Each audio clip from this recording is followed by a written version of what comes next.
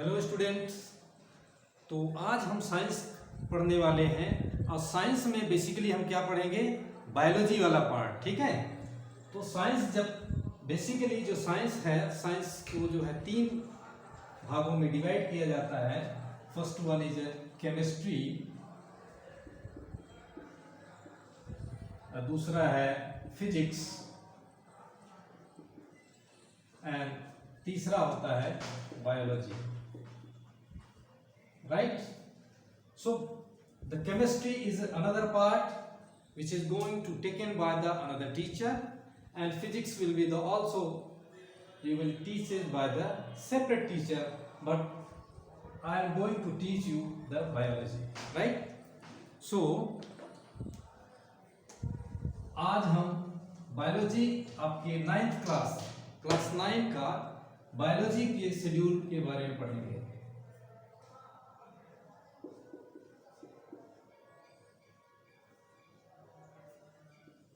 Biology class 9, right.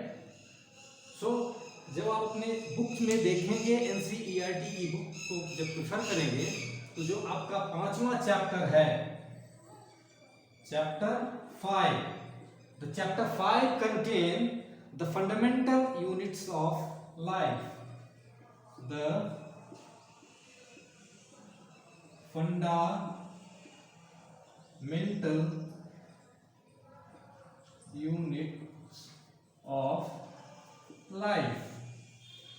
This fundamental units of life, इसमें basically हम पढ़ेंगे कि जो लाइफ है या जो लिविंग बीइंग है या जो जीव हैं, जो सजीव हैं, उनकी जो बॉडी की जो संरचना है वो उनकी सबसे छोटी इकाई क्या है या सबसे छोटे स्तर में वो कैसे परफॉर्म करते हैं, उनका ऑर्गेनाइजेशन कैसे होता है, उनका बॉडी या उनकी जो कार्यशैली है वो कैसे होती है, वो उस चीज के बारे में हम पढ़ने जा रहे हैं इस पूरे चैप्टर में। And that is about the cell. और ये चैप्टर आपको लगभग पूरा कंप्लीट करने में 6 से 6 to 7 classes will be there for to complete this particular chapter. The another chapter will be chapter 6 in your NCERT book, and it contain the tissue. The name of this chapter is tissue. The tissue is what? The tissue is actually when a similar kind of cell combine together to perform a specific function, it will consider or it will name as a tissue.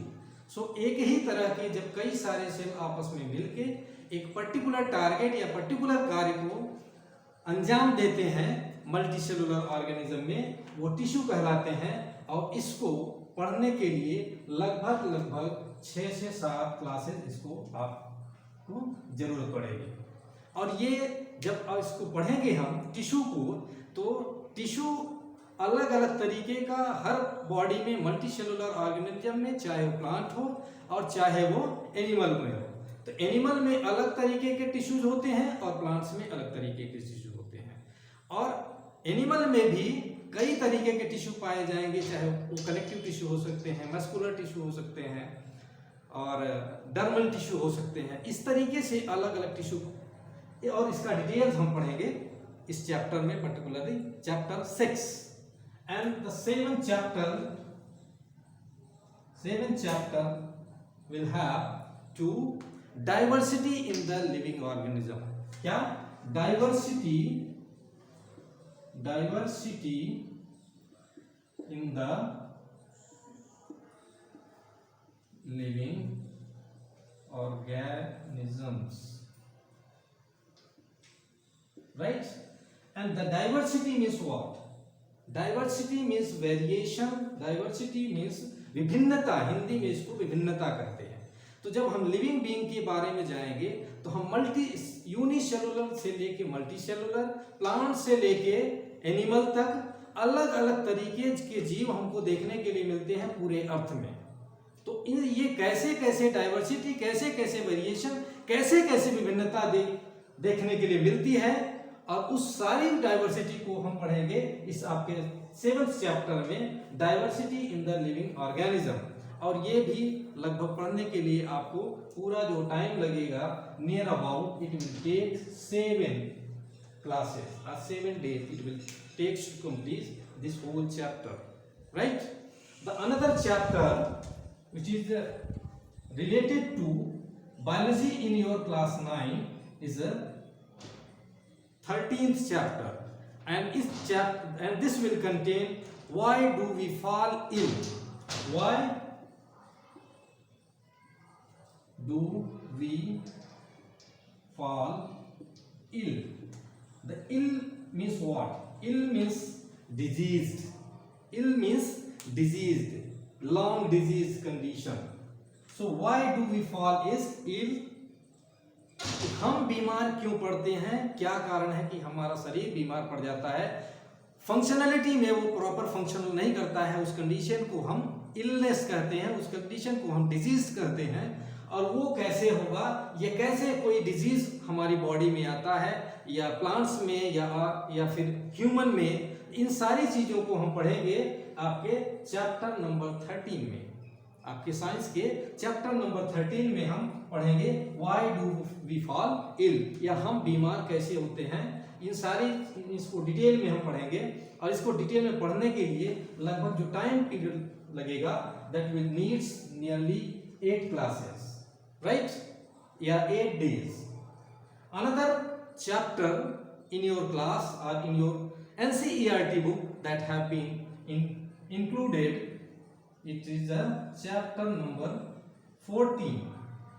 14वां जो chapter है वो भी आपका biology से related है। तो उसमें क्या है, नेचुरल रिसोर्सेज। नेचुरल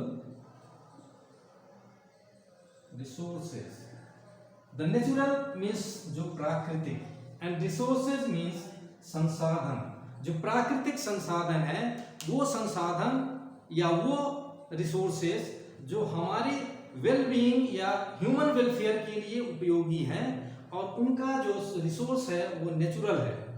ठीक है, जो नेचुरल है, जो प्राकृतिक संसाधन से हम अपने वेलफेयर के लिए जो चीजें उपयोग में लाते हैं वो क्या है, कैसे हैं, उनका कहाँ कहाँ अकरेंस है, कहाँ कहाँ पाए जाते हैं पूरे अर्थ में, उन सारी चीजों के बारे में, या उनको कैसे यूज में लाते हैं, इन सारी चीजों के बारे में डिटेल में हम पढ़ेंगे। और डिटेल में पढ़ने के लिए लगभग जो टाइम पीरियड की रिक्वायरमेंट होगी इसके लिए, it will needs near about 7 classes, right?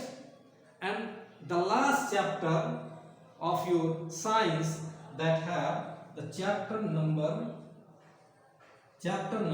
15, chapter number 15, 15वां जो चैप्टर है आपके साइंस का, ये भी आपका बायोलॉजी से रिलेटेड है, और ये इंक्लूड करता है improvement in the food resources.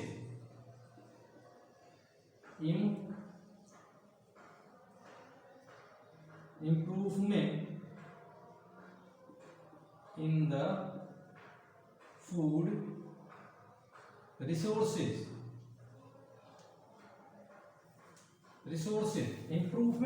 Improvement means we have to develop some in an advanced way to enrich our food supply, for the welfare of the human as well as the organism near to us. चाहे वो improvement in terms of what? Improvement in terms of the nutritional condition or nutritional value. हम जो भी खाना खाते हैं वो high nutritionally valued food होना चाहिए।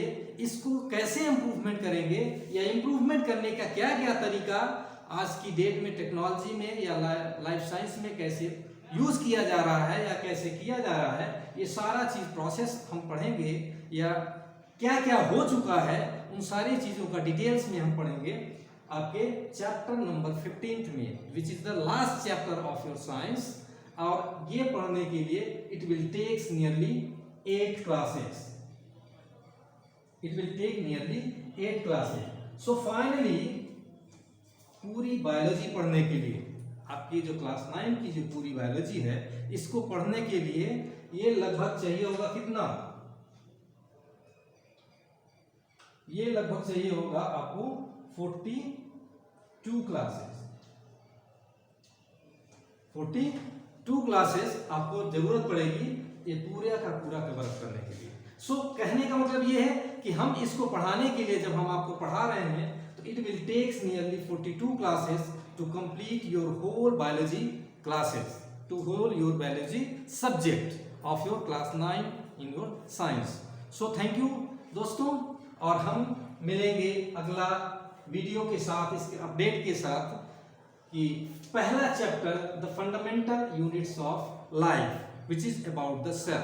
सो पहले आप लाइक करें, शेयर करें अपने दोस्तों के साथ ताकि हमारे अपडेट्स आपको मिलते रहें। और welcome to the Edma classes for your future to make your career very sound in terms of the biology as well as the other science subject as well as in your future. So thank you all.